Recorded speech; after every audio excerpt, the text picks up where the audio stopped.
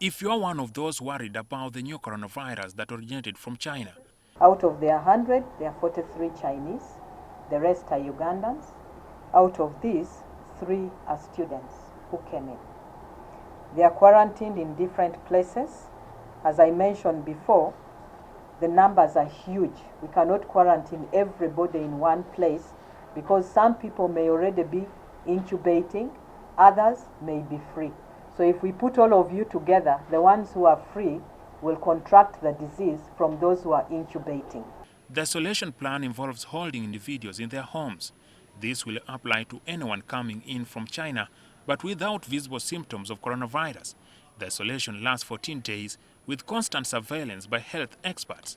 In your home, where you can have access to food, but it also teaches you to be responsible because you have family, friends, and in-laws living with you. So that if you're careless, you will infect your own loved ones. The public is advised to avoid close contact with people who are visibly sick with flu-like symptoms. Wash hands frequently with soap and running water for at least 20 seconds or alcohol-based sanitizer. Avoid touching eyes, nose and mouth with unwashed hands. Stay home when experiencing the symptoms to avoid spreading. Cover nose with mouth with handkerchief when sneezing or coughing. Regularly clean and disinfect frequently touched objects and surfaces.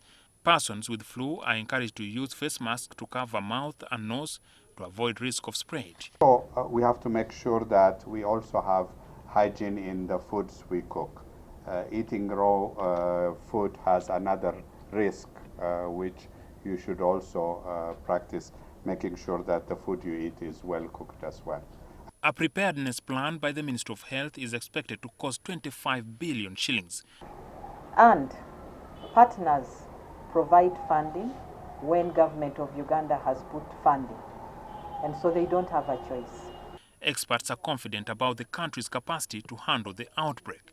UVRI is one of the very good, excellent institutes on its lab capacity, and Uganda is very fortunate to have the UVRI as part of its institute to fight infectious disease. The new coronavirus spreads from person to person through coughing and sneezing droplets. It presents with common cold symptoms like running nose, fever, cough, shortness of breath, and breathing difficulties, and in severe cases, pneumonia and severe acute respiratory syndrome, kidney failure, and death. Jackson Onyango, NTV.